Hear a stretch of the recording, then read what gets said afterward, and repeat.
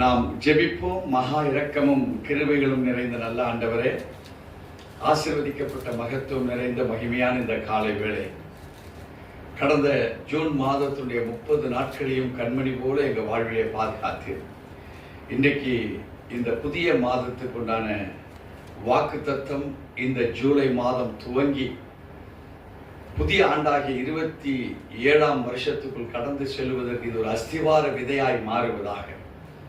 இன்னைக்கு நாங்கள் தியானிக்க இருக்கிற இந்த வேத வசனத்தின் வார்த்தைகள் எல்லாம் சங்கீதம் 33:9 படியால் அவர் சொல்ல ஆகும், அவர் கட்டளையிட நிற்கும் என்கிற வேத வாக்கியங்கள் நிறைவேறும் அளவும் கர்த்தர் எங்கள் மத்தியிலே கிரியை செய்வீராக.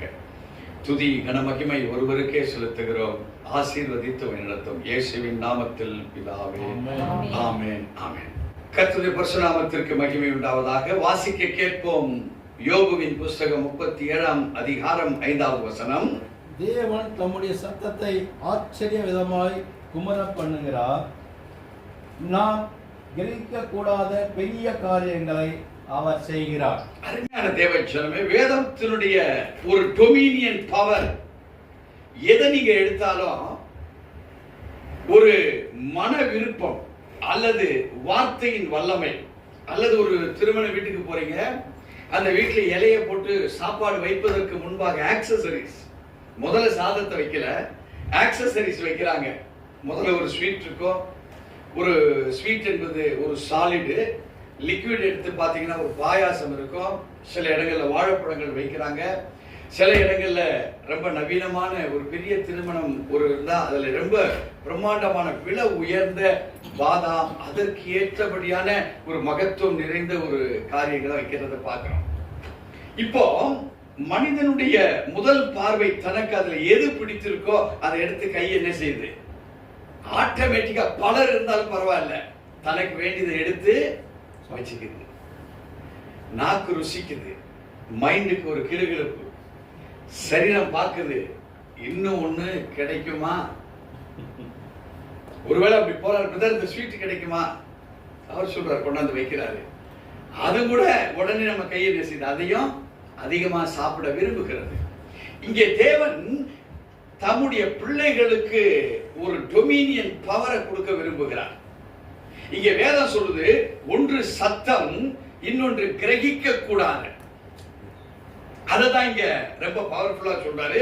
தேவன் தம்முடைய சத்தத்தை ஆச்சரிய மானகமாய் குமர பண்ணுகிறார். அப்படி என்றால் ஒரு சாதாரண ஒரு சத்தத்தை நாமே சொல்லுவதற்கும், ஒருவேளை இந்த சத்தம் பலருக்கு இது கேட்கப்பட வேண்டும் என்பது நம்முடைய வைப்ரேஷன் பாத்தீங்கன்னா பயங்கரமா இருக்கு. அந்த வைப்ரேஷன் அது என்ன செய்தா பலருடைய சிந்தையை திசை திருப்புகிறது. இது திசை திருப்பினது மாத்திரமல்ல, வேதம் சொல்லுகிறது, நாம் கிரகிக்க கூடாத பெரிய காரியங்களை அந்த சத்தத்தின் மூலமாக செய்கிறார். ஒரு ஆகாரத்துக்கு முன்பாக வைக்கப்பட்டிருக்கிற வஸ்துக்களிலே நமக்கு பிடித்த வஸ்துவை எடுத்து நாம் ஆகாரமாக உண்ணுகிற அந்த ஒரு ஸ்தானத்தை போல ஆண்டவர் தன்னுடைய வாழ்விலே அவர் நமக்கு செய்திருப்பதை என்ன என்பதை ஒரு மனிதன் வேதாகம ரீதியாய் அதை ஆராய ஆரம்பிச்சிட்டான்னா, உங்களுக்கு பிடித்தது மாத்திரமே இந்த வார்த்தையின்படியாய் வந்துகிட்டே இருக்கும். எப்படி ஒரு திருமணத்தில் எதை பிடித்து அதிகமாய் நீங்கள் சாப்பிடுகிறீர்களோ, தேவன் பலவிதமான சத்தத்தை நமக்காக அதிர பண்ணுகிற பொழுது கிரகிக்க கூடாத அதிசயங்களை நீங்க அவர் உங்களுக்கு செய்கிறார் என்பதை நீங்க வாழ்க்கையில் ஆராய ஆரம்பிச்சிருவீங்க. இப்போ இந்த வேத வார்த்தை யார் சொல்லுகிறார்? எலிகு என்கிற ஒரு நபர் இத வெளிப்பாடாய் பேசுகிறார். யார் இந்த எலிகோ? எலிகோவை நீங்கள் பார்த்தீங்கன்னா, இவரு 3 ஃப்ரெண்ட்ஸுக்கு அப்புறம் யோபுனுடைய 4வது முக்கியமான ஒரு ஃப்ரெண்டா மாறுகிறார். நீங்க 32வது வசனத்தை நாம் எடுப்போம். அதே யோபுவின் புஸ்தகம் 32வது வசனத்தை வாசிக்க கேட்போம். முதல் 2 வசனத்தை.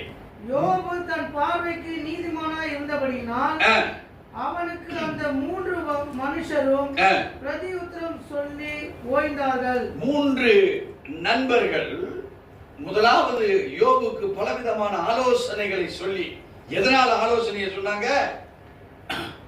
யோபு ஒரு நீதிமானா இருந்தபடினால் ஒரு ஆலோசனையை சொன்னா அதை எடுத்துக்கொள்வார், அந்த ஆலோசனைப்படி செய்வார். அந்த ஆலோசனைக்கு ஏற்ற விளக்கங்களை யோபு புரிந்தது மாத்திரமல்ல, அறிந்தது மாத்திரமல்ல, நண்பர்களோடு கூட இணைந்து அதை சிந்திப்பார்கள். இப்போ என்ன நடந்தது? இரண்டாவது வசனம், அதனால் ராமின் வம்சத்தானான ஊசியனாகிய பரகேயேலின் குமாரன் எலிகுவுக்கு கோபம் உண்டது. யோபு தேவனை பார்க்கிலும் தன்னைத்தான் நீதிமானாக்கினான் நிமித்தம் அவன் மேல் அவனுக்கு கோபம் உண்டது. இப்ப இந்த மூன்று நபர்கள் சொல்லுகிற வார்த்தைகளை யோபு என்கிற நீதிமான் சரியான முறையிலே எடுத்துக்கொள்ளவில்லை. இப்ப நான்காவது ஒரு நண்பனான இந்த எலிகு என்ன பண்றாரு? இந்த நீதிமானா இருக்கிற யோபு மேல ஒரு கோபம். ஏன் கோபம்? இந்த வார்த்தையை ஏற்றுக்கொள்ளுகிற மனப்பக்குவத்திலே ஒரு வேறுபாடுகள். நான் உங்க மேல வச்சிருக்கிற ஒரு அக்கறையை நான் பார்க்கிறேன். அந்த அக்கறை எப்படி இருக்கணும்னா, நான் நினைக்கிறபடி நீங்க அக்கறை உள்ளவர்களா இருப்பீர்களானால் அதை நான் மாத்திரம் அங்கீகரிக்கல, என்னை சார்ந்தவர்கள் அங்கீகரிக்கிறாங்க, தேவன் எல்லாம் உங்களை அங்கீகரிக்கிறார். இப்போ நானே உங்களை அங்கீகரிக்கல, இப்போ தேவன் நிச்சயமா நம்மளை அங்கீகரிப்பாதான், நம்மளை சீர்படுத்தி கரெக்ட் பண்ணுவாதான். ஆனா எலிகோ சொல்லுகிறாரு, எலிகோவுக்கு கோபம் உண்டது. யோபு தேவனை பார்க்கிலும் தன்னைத்தான் நீதிமானாக்கினது நிமித்தம் அவன் மேல் அவனுக்கு கோபம் உண்டது. இப்போ ஆண்டவர் சொல்லுவது போல சொல்லுகிற ஒரு வார்த்தை இந்த மூன்று நபர்களால் வெளிப்பாடாய் கொடுக்கப்பட்டது. ஆனா வெளிப்பாடாய் கொடுக்கப்பட்ட அந்த வார்த்தை யோபு அதை முழுமையாக அதை செயல்படுத்தல. எலிகோவுக்கு என்ன மைண்ட்ல தோணுது? என்னடா உன்னை நீதிமான் தான் பார்த்துட்டு இருக்கிறோம், ஆனா நீதிமானா இருக்கிற நீ என்ன செய்யற, அதன்படி செய்யலங்கிறதுனால இப்ப யார் மேல கோபம் வருது? யோபு மேல எலிகோவுக்கு கோபம் வருகிறது. இப்போ இந்த கோபம் ஏன்? அந்த கோபத்தை எப்படி வெளிப்படுத்துகிறார்? அதுதான் இங்க சப்ஜெக்ட். இப்போ தேவன் உங்களையும் என்னையும் அழைத்தவராக நாம் இந்த இடத்துல வந்து உட்கார்ந்து இருக்கிறோம். உட்கார்ந்து இருக்கிற போது இப்ப நம்மளோட பேசுகிறார் தேவன், தேவனுடைய மனுஷனை கொண்டு. எப்படி? இந்த யோபு என்கிற ஒரு புஸ்தகத்திலிருந்து அவர் ஒரு வார்த்தையை இப்ப நமக்கு சொல்லுகிற வாக்குத்தத்தம் தான் இந்த 37ஆம் அதிகாரம் 5வது வசனம். இந்த வசனம் நமக்கு தெளிவாய் சொல்லுகிறது, தேவன் தம்முடைய சத்தத்தை ஆச்சரியமான விதமாய் குமர பண்ணுகிறார். இப்ப நீங்களும் நானும் நம்முடைய வாழ்விலே பெற வேண்டிய நன்மைகள் ஏதாவது இன்னும் சரியாய் நாம் பெற்றுக்கொள்ளவில்லை என்றால், பள்ளிக்கூடத்துல கூட டீச்சர் படிச்ச பையன்கிட்ட பேசும்போது, சபாஷ் எவ்வளவு நல்லா அருமையா படிச்சிருக்கா பாருங்க அப்படின்னு ஒரு சிம்பிளான வேர்ட்ல முடிஞ்சிருது. ஆனா படிக்காத ஒரு பையனை எழுப்பி எல்லாருக்கும் முன்பாக என்ன சொல்றாங்க? இந்த புள்ள பாருங்க போன வருஷமே ஃபெயில் ஆகி தான் இந்த கிளாஸ்ல உட்கார்ந்துட்டு இருக்கு, இந்த வருஷமாவது பாஸ் ஆகுதா இல்லையான்னு தெரியல, போன வருஷம் எவ்வளவோ சொல்லி கொடுத்தோம், இந்த வருஷமும் படிச்ச படிப்பே தான் இந்த குழந்தை மறுபடியும் படிக்குது, இந்த வருஷம் பாஸ் ஆயிடுவியா? இந்த குழந்தைக்கு என்ன செய்யறாரு டீச்சரு? அதிகமான ஒரு டைமை கொடுத்து வார்த்தையை கொடுத்து அந்த குழந்தை பக்குவப்பட வேண்டும்.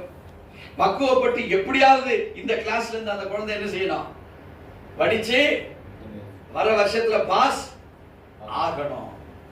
இங்கே எலிகோ சொல்லுகிற வார்த்தை, இந்த வார்த்தையை நீங்க பாத்தீங்கன்னா 32ஆம் அதிகாரத்திலிருந்து சொல்லுகிறவர் 34வது அதிகாரத்தில் நீங்க பார்ப்பீர்களானால் 1வது வசனம் சொல்லுகிறது, பின்பு எலிகோ மறுதரமாக.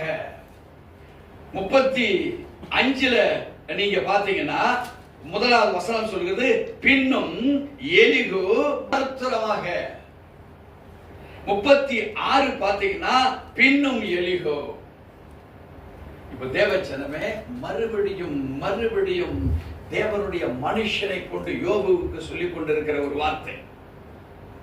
The word is not only for Job. இது யோபுவுக்கு மாத்திரமல்ல, உங்களையும் என்னையும் அழைத்தவர் உண்மையுள்ளவர். அவர் நம்மளை கைவிடுகிற தேவனே கிடையாது. இதுவரை நாம் பெற முடியாத இருக்கிற சில போராட்டமான சூழ்நிலைகள் இருக்குமானால் மறுபடியும் பேசுகிறார். இப்போ எலிகு என்ன செய்யறார்? யோபுவுக்கு ஒரு ஸ்ட்ராங்கா சொல்லுகிறாரு. தேவன் தம்முடைய சத்தத்தை ஆச்சரியமான ஒரு விதமாக குமுற பண்ணுகிறார். இந்த குமுறல்ல என்ன இருக்கு தெரியுங்களா? கிரகிக்க கூடாத பெரிய காரியங்கள் அவர் செய்கிறார். So God is doing his job upon us. செய்கிறார் அப்படின்னா என்ன அர்த்தம்? நேற்றுக்கு முடிஞ்சது இல்லை, நாளைக்கு முடிக்க போறது இல்லை, இப்ப நடந்துகிட்டே இருக்கு. அந்த சத்தத்தை எப்படி பண்றாரா? குமுற பண்ணுகிறார். சும்மா இப்போ இந்த வேதத்துல ஒரு சின்ன பகுதியை நாம் பார்க்க போகிறோம். யோபு 37 2 3 4 6 வாசிக்க கேட்போம். 2 3 4 6 நல்லா கவனமா கேளுங்க. இது பெரிய விளக்கத்துக்கு போகல, இந்த வசனமே விளக்கம் தான். வாசிக்க கேட்போம். அவருடைய சத்தத்தினால் உண்டாகிற அதிர்ச்சியையும் அவர் வாயிலிருந்து புறப்படுகிற முழக்கத்தையும் கவனமாய் கேளுங்க. இப்போ சொல்றாரு எலிகோ, நீங்க கவனமா கேட்க, டோன்ட் மிஸ் இட். மிஸ் பண்ணா திருப்பி நமக்கு கேட்காம போயிடலாம். ஏன்னா அவருடைய அதிர்வு அவர் சொல்லியே நமக்கு கேட்கல அப்படின்னு வச்சுக்கேங்களேன். அதுக்கு மேல யார் இருக்கா நமக்கு கற்றுக் கொடுக்க? நம்மளை எவனும் அழைக்கவும் மாட்டான். இப்ப ரொம்ப எலிகோ ஒரு கவனத்தை திருப்புகிறார். அவருடைய சத்தத்தினால் உண்டாகிற அதிர்ச்சியையும் அவர் வாயிலிருந்து புறப்படுகிற முழக்கத்தையும் கவனமாய் கேளுங்கள். வாசிக்க கேட்போம். அவர் வானத்தின் கீழெங்கும் அதை துணியையும் பூமியின் கடையாந்தரங்கள் மேல் அதன் மின்னலையும் செல்ல விடுகிறார். சத்தம் ஒரு மழை வருவதற்கு முன்பாக என்ன செய்யுது? மின்னல் ஒரு லெஃப்ட் டு ரைட் அல்லது ரைட் டு லெஃப்ட், ஏதோ ஒரு திசை துவங்கி இன்னொரு திசைக்கு போகுது. ஒரு சட்டம் டமடமடம். உடனே நீங்கள் நான் என்ன சொல்றேன்ப்பா, சரியான மழை இருக்குடாப்பா சாமி, சீக்கிரம் வீடு போய் சேர்ந்துருக்கும். இது ஒரு அர்த்தம். இன்னொரு அர்த்தம், பா இடி பயங்கரமா அடிக்குது, வர மழைய கலைச்சு விட்டுரும் போல, மழை வராமலும் போயிடும். இப்போ ரெண்டு விதமான பிரெயின் சிஸ்டம் நமக்கு வேலை செய்யுது. உண்டா இல்லையா? இப்போ ஆண்டவர் சொல்றார் 2வது வசனத்துல, நீங்க நல்லா இப்ப கவனமா கேளுங்க. அவருடைய சத்தத்தினால் உண்டாகிற அதிர்ச்சியையும் அவர் வாயிலிருந்து புறப்படுகிற முழக்கத்தையும் கவனமாய் கேளுங்கள். We are called to get delivered ourselves through the word of God by governing what it is saying. நம்மளை அழைத்திருக்கிற தேவன் அவருடைய சத்தமாகிய அந்த வார்த்தையை நீங்கள் கவனமாய் கேட்பீர்களானால் அந்த கவனம் உங்களை என்ன செய்யும்? அவருடைய பாசிட்டிவ அந்த அதிர்ச்சியில கண்டுபிடிக்க செய்யும். இல்லைன்னா நெகட்டிவ் அப்படின்னு சொல்லி கைவிட்டுருவோம். இல்லைன்னா புரியல என்று சொல்லி அவருடைய சத்தத்தினுடைய அதிர்வை அறியாமல் இருக்கிறபடினால் நாம என்னைக்கோ கோடீஸ்வரன் ஆக வேண்டிய நிலை, என்னைக்கு ஆசீர்வதிக்கப்பட வேண்டிய நிலை. அவர் நிறைய கைகளை நமக்கு கொடுத்தாரு, சம்பாதனைகளை கொடுத்தாரு, ஆசீர்வாதங்களை கொடுத்தாரு. ஆனா நம்ம வாழ்க்கையில அந்த ஆசீர்வாதம் தங்கல. டீரைல்னா ஒரு ட்ரெயின் போக வேண்டிய அந்த பாதையில இருந்து அந்த ரயில் தண்டவாளத்துல வந்து அது இறங்கிடுது. 1 இன்ச் அதால நடக்க முடியுமா? அதை தூக்கி வைக்கிறதுக்கே சாதாரண விஷயம் இல்லை. ஆனா அது தண்டவாளத்தில் இருக்கும்போது முன்ன போனா முன்ன போகுது, பின்ன போகுனா பின்ன போகுது, வெறும் இன்ஜின் போகுது, 10 பெட்டியை கூட்டிட்டு போகுது, 25 பெட்டியை கூட்டிட்டு போகுது, ஒரு 100 கொடோனாகி இருக்கிற குட்ஸ் ரயில் அது மாறுது, பல இடங்களுக்கு பல காரியங்களை கொண்டு போய் சேர்க்கிறது. தேவச்சனமே, இங்கே ஆண்டவர் சொல்லுகிறார், அதை நீங்கள் கவனமாய் கேளுங்கள். இப்போ சொல்றார், அவர் வானத்தின் கீழெங்கும் 3வது வசனத்துல அதை தொனியையும் பூமியின் கடையாந்தரங்கள் மேல் அதன் மின்னலையும் செல்ல விடுகிறார். So God teaches everything through nature. இயற்கையின் வழியாக பல காரியங்களை கற்றுக் கொடுக்கிறவர். யோபு நீதிமான் தான், தேவன் மேல் பக்தி உள்ளவன் தான். ஆனா பகுத்தறிகிற அவருடைய வார்த்தைகளின் மேல் அவருடைய கவனம் அவர் எதிர்பார்க்கிறபடி இல்லை. நீங்களும் நானும் ஆலயத்துக்கு வரோம், வார்த்தையை கேட்கிறோம், பட் அவர் எதிர்பார்க்கிற வண்ணமாய் நீங்களும் நானும் இருக்கிறோம் ஆலயத்துல. இப்ப அவர் சொல்றாரு இந்த 5வது வசனத்துல, கிரகிக்க கூடாத பெரிய காரியங்களை அவர் செய்கிறார் நம்ம வாழ்க்கையில. இன்னையிலிருந்து கிரகிக்க முடியாது. What is what type of power, what type of anointing, what type of teaching, what type of power God has given to me அறியப்படாது இருக்கிறோம். ஆனா இன்னைக்கு சொல்லுகிறார், கிரகிக்க கூடாதபடி நீ இருந்தல்ல, பெரிய காரியங்களை உன் வாழ்க்கையில செய்ய போகிறார். விசுவாசிக்கிறீங்களா? விசுவாசித்தா தேவ மகிமை நம்ம பார்க்கலாம். இங்கே வேதம் 4வது வசனத்தை வாசிக்க கேட்போம். அதற்கு பின்பு அவர் சத்தமாய் முழங்கி தன்னுடைய மகத்துவத்தின் சத்தத்தை குமுற பண்ணுகிறார். தன்னுடைய மகத்துவத்தின் சத்தத்தை குமுற பண்ணுகிறார். ஒன்று, அவர் கவனமாய் கேட்கும்படி சத்தத்தினால் உண்டாகிற அதிர்ச்சியையும் அவர் வாயிலிருந்து புறப்படுகிற முழக்கத்தையும் கவனமாய் கேட்க சொன்ன தேவன். 3ல சொல்லுகிறாரு, பூமியின் கடையாந்திரங்கள் மேல் அதன் மின்னலை செல்ல செய்கிற தேவன். இங்கிருந்து அங்க போ, அங்கிருந்து இங்க வான்னு சொல்லி இந்த பூமியில இங்கிருந்து பார்த்தா எத்தனை பேர் பார்த்தாலும் அதை பார்க்கலாம். அந்த மின்னலை பார்க்கலாம் எத்தனை பேர் பார்த்தாலும். சிலர் சொல்லுவாங்க, பா அந்த மின்னலை பார்க்கறப்பா கண்ணு குருடாயிடும். சான்சஸ் இருக்கு. ஏன்னு கேட்டீங்கன்னா அதனுடைய பவர் அனாதி. ஒரு மரத்தின் மேல விழுந்தா அந்த மரமே பட்டுவிடும். ஒரு பில்டிங் மேல விழுந்தா அந்த பில்டிங் அவுட். அவ்வளவு பவர்ஃபுல். இப்ப அப்படிப்பட்ட பவருக்குள் நம்ம கண்ணை குருடாக்க கூடியதா இருந்தா அதை எப்படி பார்க்கணுமோ அப்படி பார்க்கிற அறிவையும் ஞானத்தையும் உனக்கு எனக்கு கொடுத்திருக்காரு. ஒத்துக்கிறீங்களா? அது மரத்தின் மேல விழுந்தா அந்த மரம் அவுட். ஆனா நீ அதை பார்க்கிற பொழுது உன் கண்ணு குருடாக. ஏன்னு கேட்டீங்கன்னா அவர் சொல்லிட்டாரு, கவனமாய். சோ நம்ம லைஃப் எங்க இருக்குன்னா தேவனுடைய வார்த்தையை அதிர பண்ணுகிற அந்த அதிர்ச்சிக்குள்ளதான் இருக்கு தேவனுடைய வார்த்தை. இப்ப 4வது நமக்கு மிக அழகா கற்றுக் கொடுக்கிறார். அதற்கு பின்பு அவர் சத்தமாய் முழங்கி தம்முடைய மகத்துவத்தின் சத்தத்தை குமுற பண்ணுகிறார். அவருடைய சத்தம் கேட்கப்படும் போது அதை நீங்கள் தவிர்க்க முடியாது. ஏன் தவிர்க்க முடியாது என்று சொன்னார் தெரியுங்களா? நம்ம 32ஆம் அதிகாரம் 2வது வசனத்துல பார்க்கிற பொழுது எலிகுவுக்கு என்ன உண்டது? கோபம் உண்டது. ஆனா நம்ம தேவன் அப்படிப்பட்ட தேவன் அல்ல. உனக்கு மறுபடியும் அந்த சத்தத்தை எப்படி கொடுக்கிறார்னா, ஒரு ஆர்டரியா துவங்கின சத்தத்தை பகிரங்கமா கொடுக்கிறார்.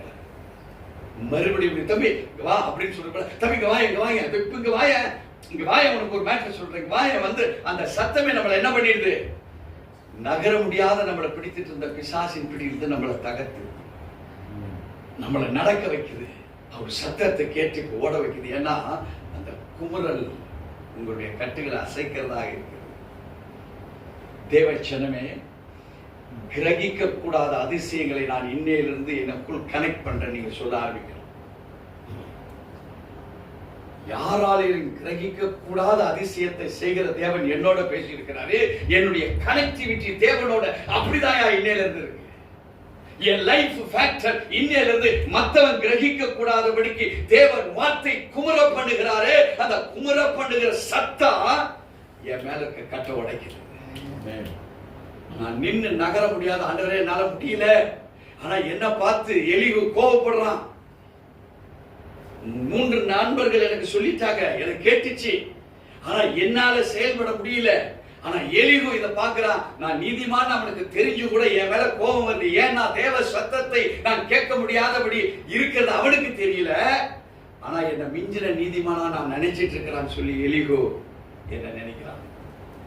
தேவச்சனமே, உங்க வாழ்க்கையின் சகல விதமான அஸ்திவாரம் ஏன் வாழ்க்கையில சரியா இல்லைன்னா, மற்றவங்களுடைய தாட் உன்னை அடிமைப்படுத்தி கொண்டிருக்கிறது. மற்றவங்களுடைய நினைவு அலைகள், அந்த வைப்ரேஷன் உன்னை காலி பண்ணிக்கிட்டு இருக்குது. மற்றவன் இவன் எப்படி முன்னேறான், அந்த பொறாமைகளும் எரிச்சல்களும் வன்கண் கிரியைகளும் உன்னை நெகட்டிவ் அதிர்ச்சியில கொண்டு போய் கொண்டிருக்குது. ஆனால் ஆண்டவர் சொல்லுகிறார் இந்த 4வது வேத வசனத்திலே, அவருடைய வார்த்தைகள் அதற்கு பின்பு அவர் சத்தமாய் முழங்கி தம்முடைய மகத்துவத்தின் சத்தத்தை குமர பண்ணுகிறார். அவருடைய சத்தம் கேட்கப்படும் போது அதை யாராலையும் தவிர்க்க முடியாது. பிசாசு நடுங்க ஆரம்பிப்பான், நீ ரிலீஸ் ஆக ஆரம்பிப்ப. எலிகோனுடைய கோபம் 32:2 இருந்தது. ஆனா 37 நீங்க பார்க்கிற பொழுது ஒரு சாந்தத்தின் வல்லமையா மாறுது. இங்க குற்றவாளியாக தீர்க்கப்படவில்லை.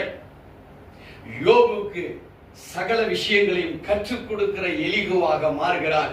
Why?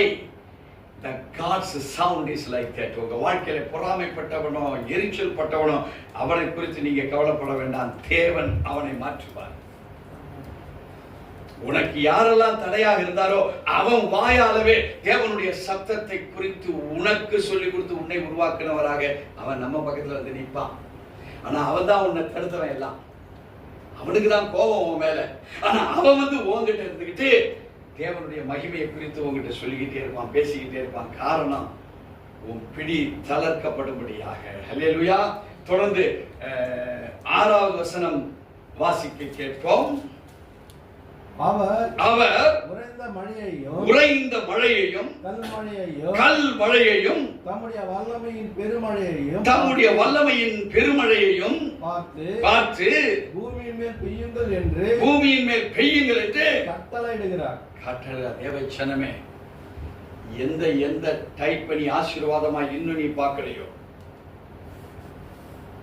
இங்க நம்ம போதகரா இருக்கிறோம், நம்ம விசுவாசிகளா இருக்கிறீங்க. நீங்க சூனியங்கள் மாந்திரீகங்கள் நம்மளை கவிழ்ப்பதற்கு எத்தனை விதமாக இந்த பிரபஞ்சத்தின் வைப்ரேஷன்ஸ் நெகட்டிவாக இருந்து செயல்பட்டு கொண்டிருந்ததோ, இயற்கையினுடைய அதிக மகிமை பொருந்திய இங்க வேத வார்த்தை நமக்கு சொல்லுகிறது, அவர் உறைந்த மழையையும், இதுவரையில் அதன் மூலமாய் அந்த உறைவு பற்றிருக்கிற அதன் மூலமாய் மழை உன் வாழ்க்கையில் நீ பார்க்கல, பெய்யல, அதையும் தாண்டி தம்முடைய வல்லமையின் பெரும் மழையையும், இது ரெண்டுக்கும் நடுவில் கல் மழையையும் அவர் என்ன செய்கிறார்? அத பூமியின் மேல் பெய்யுங்கள் என்று கட்டளையிடுகிறார். இயற்கைக்கு அப்பாற்பட்ட ஒரு வல்லமை, நேச்சரை தாண்டின ஒரு சூப்பர் நேச்சுரல் பவர். விசுவாசிக்கிறீங்களா? வேதம் சும்மா திரும்ப வார்த்தை வெறும் திரும்ப இது வேலை செய்யாத திரும்ப பிஃபோர் ஆபிரகாம் பேசப்பட்ட வார்த்தை இதெல்லாம். ஆபிரகாமுக்கு முன்பாகவே பேசப்பட்ட வேத வாக்கியங்கள் இதெல்லாம். நியாயப்பிரமாணம் கிடையாது. அப்போ ஆண்டவர் கொடுத்த ஆசீர்வாதங்களை அளவேட முடியாது. ஆக்கிர திசையெல்லாம் ஆசீர்வாதம் தான். அந்நிய காலகட்டத்திலே தேவன் எவ்வளவு நன்மையை செய்திருக்கிறாரு. இன்னைக்கு தசம பாகம் காணிக்க கொடுக்கும் போது நம்மளை விட்டுருவாரா?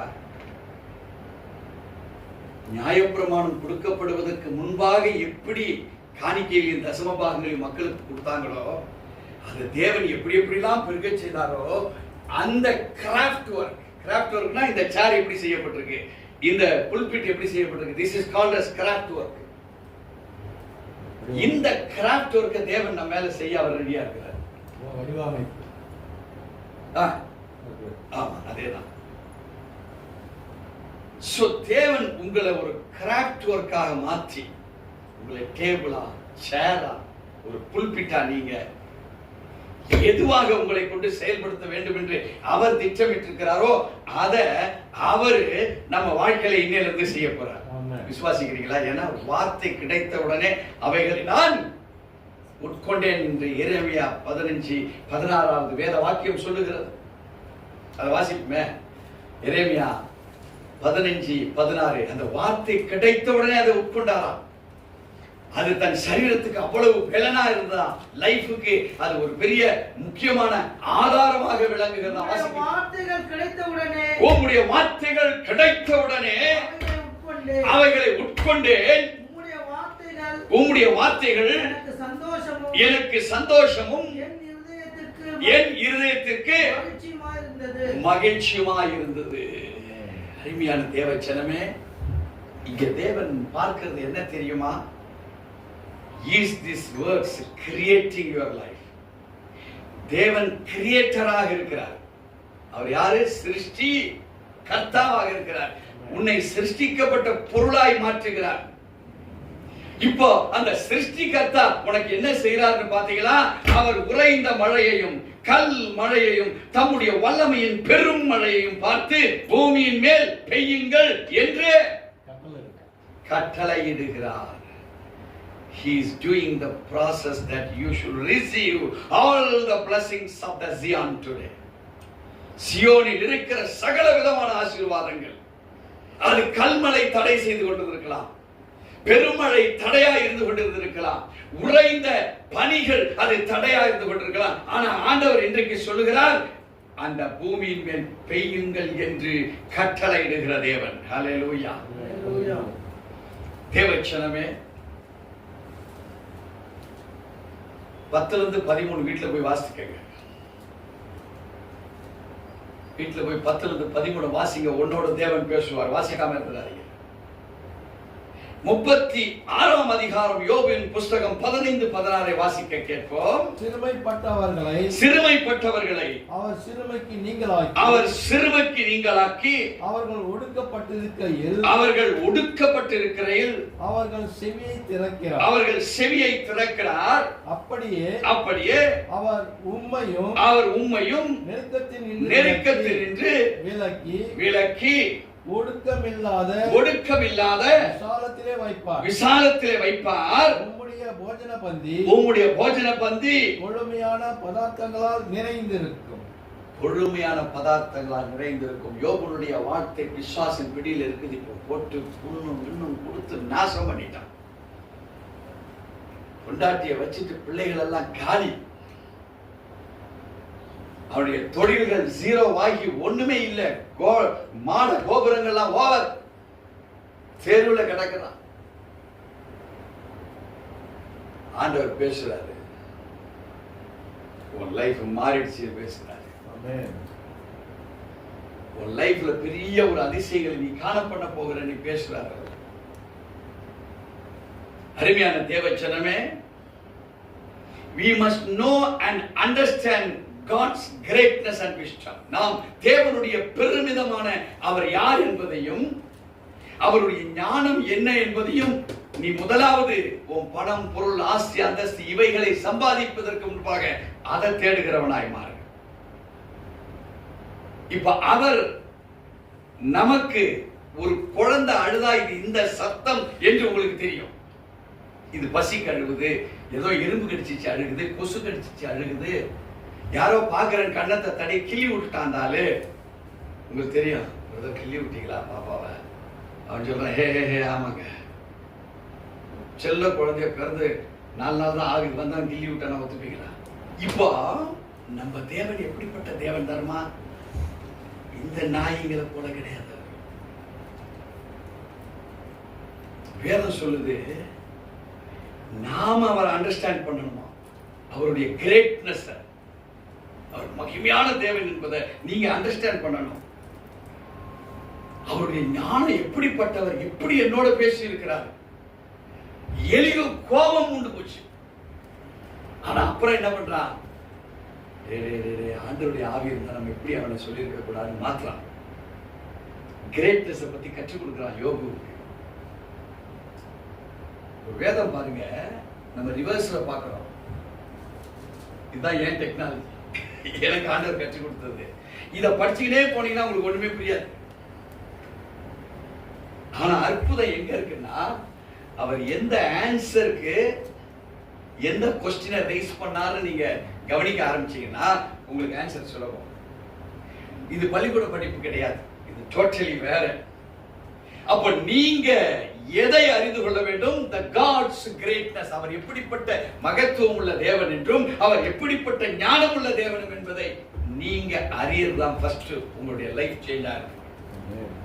இங்க இரண்டாவது சொல்லுகிறது we must know and understand God's creation. இந்த அதிசயத்தை தெரிந்து கொள்ள வேண்டுமானால் சிருஷ்டிப்பை நீ தெரிஞ்சே ஆகணும். அல்லேலூயா. அல்லாஹ் சங்கீதக்காரராகிய தாவீது சொன்னார், நான் பிரமிக்கத்தக்க அடையாளமாக. ஒருவேளை தாவீதுடைய கரு சிதைந்திருந்தால் ஒரு தாவீது வெளியே வந்திருப்பாரா? இல்ல வந்ததுக்கு அப்புறம் ஒரு தலைப்பிள்ளை சங்காரம் ஒருவேளை அங்க நடந்திருந்து ஈசாய் வீட்டுல அன்னைக்கு டேட்ல கொலை செய்யப்பட்டிருப்பார், ஆனால் தாவீது வந்திருப்பாரா? சோ அவருடைய மைண்ட் மெச்சூரிட்டி ஆனதுக்கு அப்புறம் பேசுகிறார், நான் பிரமிக்கத்தக்க அடையாளமாக நான் உண்டாக்கப்பட்டிருக்கிறேன். தேவச்சனமே, இன்னைக்கு நீ உன் தோல்விகள் மத்தியில நீ உயிரோடு இருக்கிற, உன் பிரச்சனைகள் மத்தியில நீ தாங்கி பிடித்தவனாய் இருக்கிற, உன் வாழ்க்கையில உன் பிள்ளைகளை கைவிட்டுல, உன் தொழிலை நீ கைவிட்டுல, நீ மென்டலா ஆயில்ல, 1000 பிரச்சனைகள் மத்தியிலும் முன்னாய் நிற்க முடியுதா? உங்களால நிற்க முடியுதா? தரித்திரத்தின் பாதையில சென்று கொண்டு இருக்கிறீங்க, உங்களால நிற்க முடியுதா? போராட்டங்கள், சூனியங்கள், மாந்திரிகங்கள் நம்மள பிரேக் பண்ணுது, நிற்க முடியுதா உங்களால? தேவஜனமே, நீ சாதாரண ஆள், நீங்க சாதாரண ஆள் இல்ல, நீங்க பிரமிக்கத்தக்க அடையாளமாக நீங்கள் உண்டு பண்ணப்பட்டிருக்கிறீர்கள். இப்போ வேதம் என்ன சொல்லுது என்றால், we must understand God's creation. அவருடைய கிரியேஷன். நீங்க யார்? நீங்க அவருடைய சிருஷ்டிப்பு. இந்த சிருஷ்டிப்பு எப்படிப்பட்டது? it is greatness. சொல்லுங்க, நான் greatness ஆக தேவனால் சிருஷ்டிக்கப்பட்டிருக்கிறேன். இந்த வார்த்தை உங்களை இன்னிலிருந்து ஆசீர்வதிக்க போகுது. உங்க லைஃப்ல ஒரு சேஞ்ச் கொண்டு வர போகுது. நீங்க கேட்க போற சத்தம் பயங்கரமா இருக்கு. அந்த சத்தத்துல என்ன தெரியுமா நடக்குது? கல் மழை உடைய போகுது, உறைந்த பனி உடைய போகுது. அவர் வைத்திருக்கிற மகத்துவமான அந்த மழை பெய்கிற சத்தத்தை நீ கேட்க போற. So what is God's greatness? What is his creation? இவைகளை அறிகிற பொழுது இப்போ ஒரு அண்டர்ஸ்டாண்டிங் உங்க வாழ்க்கையில ஒரு என்ன understanding? we can understand all of God's purposes. அவர் நம்மை கொண்டு எதெல்லாம் செய்ய வச்சிருக்கிறாரோ அது இந்த பூமியில உன்னை கொண்டு நிலை நாட்டப்படும். அப்பதான் தேவநாமம் யாரை கொண்டு மகிமைப்படும்? உங்களை கொண்டு, என்னை கொண்டு மகிமைப்படும். கிரகிக்க கூடாத ஒரு அதிசயம் நம்ம வாழ்க்கையில் நடக்க போகுது. இது ஒரு பெரிய சப்ஜெக்ட். நான் நடத்தினா 3-4 அவர் தேவை. இதுல பெரிய பெரிய அற்புதங்கள்லாம் இருக்குது. இதுல நான் உங்களுக்கு சொல்லிக் கொடுக்கணும்னா எல்லாமே நான் என்னால ஃபுல்லா சொல்லிக் கொடுக்க முடியல. எவ்வளவு இருக்கு இதுல. நான் ஒரு 2 பாயிண்ட் தான் மெயினா எடுத்திருக்கிறேன். அவருடைய கிரேட்னஸ், அவருடைய கிரியேஷன், இவ்வளவுதான் இப்ப எடுத்திருக்கிறேன். இதுல சொல்லணும்னா அந்த கிரியேஷன்ல என்ன? கிரியேஷன் ஆஃப் த யூனிவர்ஸ், இந்த அண்ட சராசரம், கண்ட்ரோல் ஆஃப் த நேச்சர் அவர் கையில இருக்கு. preservation of life, இங்க இருக்கிற மரம், செடி, கொடிகள், இவைகள் எல்லாமே அவர் பாதுகாப்புல தான் இருக்குது. ஒருவேளை இங்க இருக்கிற மாமரத்துக்கு நீங்க தண்ணி ஊத்தலாம், இங்க இருக்கிற குரோட்டன்ஸ்க்கு நான் தண்ணி ஊத்தலாம். ஆனா அமேசான்ல கோடிக்கணக்கான ஜாதிகள் நிறைந்த மரங்கள் இருக்குது, செடிகள் இருக்குது, மிருகங்கள் இருக்குது, பூச்சி இருக்குது, பாம்புகள் இருக்குது. யார் அதை கவனிப்பா? போய் நீங்க யாராவது உரம் போட்டுட்டு வரீங்களா? செத்த பாம்பு அடக்கம் பண்ணிட்டு வந்திருக்கிறீங்களாங்க? அங்க ஓடுற நதிகளுக்கு ஏதாவது டேம் கட்டிட்டு வந்திருக்கிறீங்களாங்க? வேதம் சொல்லுது God preserves the life. மனிதர்களை பார்த்து சொல்றாரு redemption of life. தளர்ந்து போய் கீழே விழுந்திருக்கிற உங்களை redemption, அங்கிருந்து என்ன செய்யறார்? மீட்டெடுக்கிற தேவனாக இருக்கிறார். அது மாத்திரமல்ல, he is the daily provincial. அவர் நம்மை ஆளுகை செய்து நமக்கு தேவையானவைகளை ஒரு யோசேப்பை கொண்டு இஸ்ரேல் அத்தனை மக்களுக்கும் அவர் உணவளித்தார். இப்போ பஞ்ச காலத்துல. அல்லேலூயா.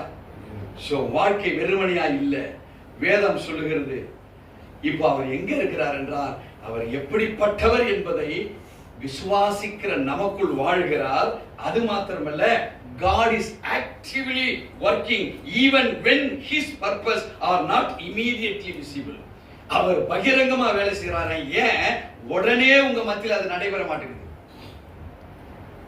ஏன்னா நம்ம விசுவாச குலைச்சல், நம்ம அவரை வரவேற்கல, எலிகோ போல தப்பா நினைச்சுக்கிறோம்.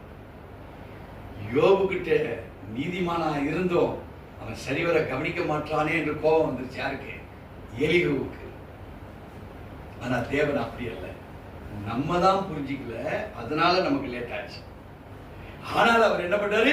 எப்படியாவது நம்ம வாழ்க்கையில நடத்திடணும்னு அவருக்கு அன்பு நம்ம மேல இருக்கு. அது மாத்திரமல்ல, இங்க வேதம் சொல்லுது, the God நம்மகிட்ட எதை எதிர்பார்க்கிறாரு? He does great things beyond our understanding.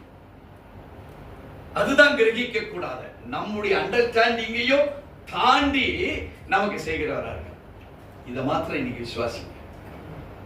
அதுதான் கிரகிக்க கூடாத அதிசயங்களை நம்முடைய வாழ்விலே செய்கிறவராக இருக்கிறார். So trust the Almighty God. தேவன் மேல் உங்க நம்பிக்கையை விசேஷமா வைக்க ஆரம்பிங்க. உங்க வாழ்வு பிரமாதமா மாறும்.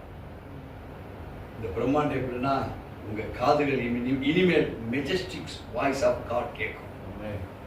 அது மாத்திரமல்ல, picture of God's power, picture, ஒரு அற்புதம் நடக்கிறது போல உங்க கண்கள் நீங்க அவருடைய பவரை பார்க்க போறீங்க. அது மாத்திரமல்ல, அத்தாரிட்டி, உங்க கைகளில் ஒரு ஆளுமை திறன் இன்னிலிருந்து கிடைக்குது. அது மாத்திரமல்ல, க்ளோரி. க்ளோரி என்றால் என்ன? மகத்துவம் நிறைந்த ஒரு மகிமையை நீங்கள் பார்க்க முடியும். விசுவாசிக்கிறீங்களா?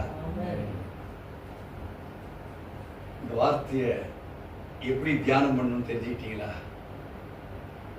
இல்லைன்னா டெய்லி வேதம் வாசிக்கிறது போல அவர் கிரகிக்க கூடாத அதிசயங்களை செய்கிறவர். ஒரு வருஷத்துல பாதி தான் வாசித்தேன், அதுக்குள்ளவா மூச்சு வாங்குத? அவர் மூட்டை மூட்டையா தங்கத்தையும் வெள்ளியும் கொடுக்க போறாரு, தூக்கிட்டு போக முடியுமா உன்னால? அப்போ அவர் என்ன செய்யறா? சரி, இந்த மூச்சு நிக்கட்டும், பையனுக்கு அப்புறமா கொடுப்போம். அவர் ஒரு நாள் தள்ளினா எத்தனை வருஷம் போயிடுது? 1000 வருஷம் போயிடுதுங்க பிரதர். அதனால இனி தயவு செய்து நம்ம யாரும் சுத்த சோம்பேறியா இருக்க வேண்டாம். சோம்பேறி வேற, சுத்த சோம்பேறி வேற. சோம்பேறி கொஞ்சம் சரி பண்ணலாம், சுத்த சோம்பேறி சரி பண்ண முடியாது. நம்ம தேவனுடைய வார்த்தையின்படி இன்னிலிருந்து எப்படி இருக்க போறோம்? கிரகிக்க கூடாத அந்த அதிசயத்தை பார்க்கிறவர்களாக இருக்க போறோம். விசுவாசிக்கிறீங்களா? கர்த்தர் நம்மை ஆசீர்வதிப்பார். ஜெபிப்போம். வானத்துக்கும் பூமிக்கும் சர்வ லோகாதிபதியாய் விளங்குகிறீர்கள் சர்வ வல்லமையின் தேவனே, உங்களுடைய வார்த்தைகள் யோபு 37:5 படி கிரகிக்க கூடாத அதிசயங்களை நாங்கள் இனி எங்க வாழ்விலே பார்க்க போறோம். We are going to be connected with the majestic voice of the Lord Jesus Christ. We are going to be as wonders and signs in Israel. எங்களுடைய சொந்த இடத்துல நாங்கள் தேவனுக்கு என்று சாட்சி உள்ளவர்களாகவும் அற்புதங்களாகவும் நாங்கள் வாழ போகிறோம். காரணம், சகலவித மழையையும் எங்களுடைய வாழ்வியை பெய்ய பண்ணுகிற தேவன் எங்களோடு கூட அதிர பண்ணி இருக்கிறார். தொடர்ந்து எங்களை ஆசீர்வதியும், நன்மையினால் நிரப்பும். இயேசுவின் நாமத்தில் பிதாவே, ஆமென். ஆமென்.